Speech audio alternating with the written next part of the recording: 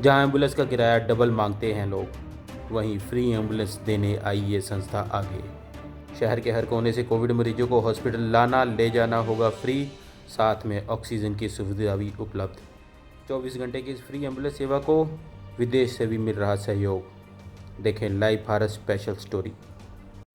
ਜਿਹੜੇ ਜਿਹੜੇ ਐਂਬੂਲੈਂਸ ਦੀ free service ਲਈ ਦੋ ਨੰਬਰ ਹੈ ਉਹ 90416 08185 77430 40471।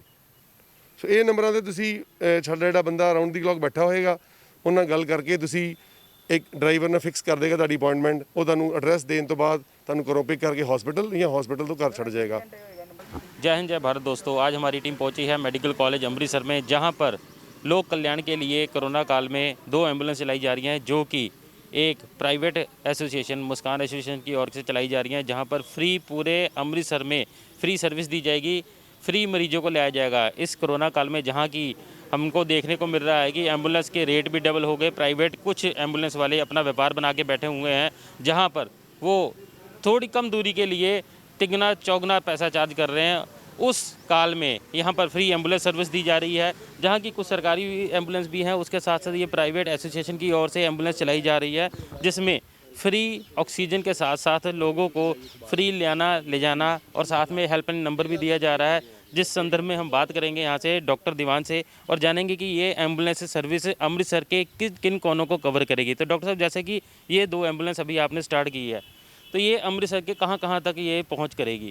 जहाँ जहाँ से भी लोग बुलाएंगे, जहाँ पे उनको मदद की ज़रूरत है, अगर वो कोविड पॉजिटिव हैं, एक्चुअली उनको मदद की ज़रूरत है और उनको शिफ्ट कराना मेडिकल कॉलेज या किसी सरकारी कॉलेज, इवन प्राइवेट हॉस्पिटल भी अगर किसी को ज़रूरत है शिफ्ट कराना है, तो ये अमृतसर के सारे इलाके कवर करेगी।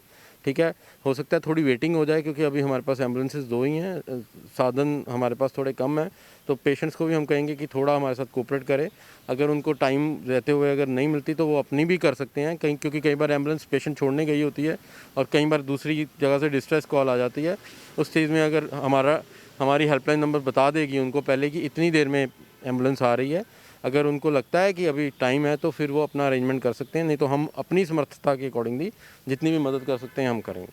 जैसा कि एम्बुलेंस के साथ साथ आज एम्बुलेंस में सबसे ज़्यादा ज़रूरी ऑक्सीजन भी ज़रूरी एक पार्ट बन गया होगा। पेशेंट के लिए ऑक्सीजन ज़रूरी है, ऑक्सीजन का अकाल भी पड़ा हुआ है, तो इस काल में आप एम्बुलेंस के साथ ऑक्सीजन भी दे रहे हैं?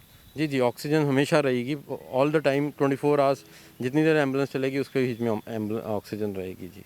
और आगे आपकी क्या इसको लेकर और क्या रणनीति है कि आप एम्बुलेंस बढ़ाएंगे? और दूसरी चीज़, जैसा कि ये एम्बुलेंस चलाई जा रही है, रनिंग कॉस्ट तो आती है, तो इसमें फंडिंग आपके सहयोगी सज्जन कौन है? हमारे सहयोगी फंडिंग मेरे कुछ दोस्त हैं, कुछ मित्र हैं जो कि टोरंटो से हमें फंडिंग भेज रहे हैं, कनाडा से, जिन्होंने हमें प्रॉमिस किया है कि जो वो कर सकते हैं हमें करेंगे।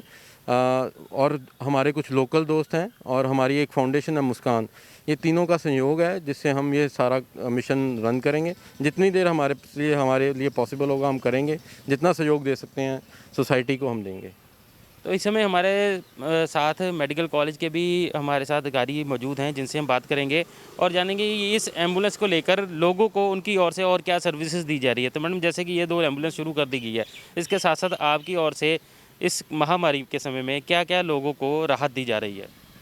देखो, जो हमारे पास पेशेंट आ रहा है उनको इमीडिएटली जो भी केयर की ज़रूरत होती है, हम अपने इधर टर्शरी केयर सेंटर है हमारा, वहाँ पर सब प्रोवाइड हो रहा है। ऑक्सीजन की सेवाएं दी जा रही हैं, वेंटिलेटर पे किसी को पेशेंट को डालने की ज़रूरत होती है तो वो सेवाएं, और बाकी जो भी मेडिकेशन जैसे रेमडेसिविर इंजेक्शन होता है तो वो सारी सेवाएं हम अपने यहाँ पर उपलब्ध कर रहे हैं। Plus round the clock senior doctors duty पर प्रेजेंट रहते हैं, सीनियर जूनियर डॉक्टर्स ड्यूटी पर प्रेजेंट होते हैं। प्लस ये जो हमारे लोकल कुलीग्स और बाहर के जो हैं हमारे फ्रेंड्स हेल्प के लिए आए हैं, तो ज़रूरत का सामान वो भी हमें मुहैया करवाएंगे। जैसे कई बार होता है कुछ सामान की डेफिशिएंसी है, जैसे ऑक्सीजन कंसनट्रेटर्स हो गए, और बाकी जो हमारी डे टू डे रूटीन में मतलब पेशेंट की केयर के लिए ज़रूरत की चीज़ें होती हैं, मेडिकेशंस हैं, कोई ऑक्सीजन के मास्क हैं, नॉन इन्वेजिव वेंटिलेशन की चीज़ें हैं, तो वो भी ये लोग हमें मुहैया करवाएंगे। जैसा कि अभी इस महामारी में लोग पैनिक ज़्यादा हुए, डरे ज़्यादा हुए हैं, डर के कारण लोगों में और ज़्यादा बीमारियां फैल रही हैं, तो उसके लिए लोगों को क्या संदेश देना चाहते हैं कि कैसे इस बीमारी से लड़ा जा सके?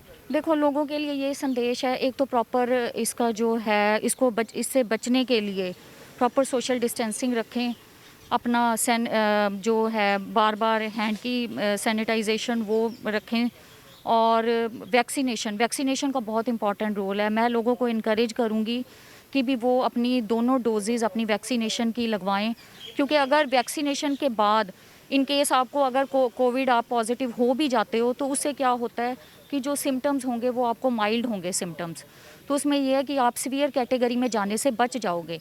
तो वैक्सीनेशन के लिए मैं कहूँगी, एनकरेज करूँगी सभी को, मास्क यूजेज ऑफ मास्क और सोशल डिस्टेंसिंग ये करें, और बार बार अपने हैंड्स सैनिटाइज करते रहें, तो इससे हम इस महामारी से हम लोग जीत पाएंगे।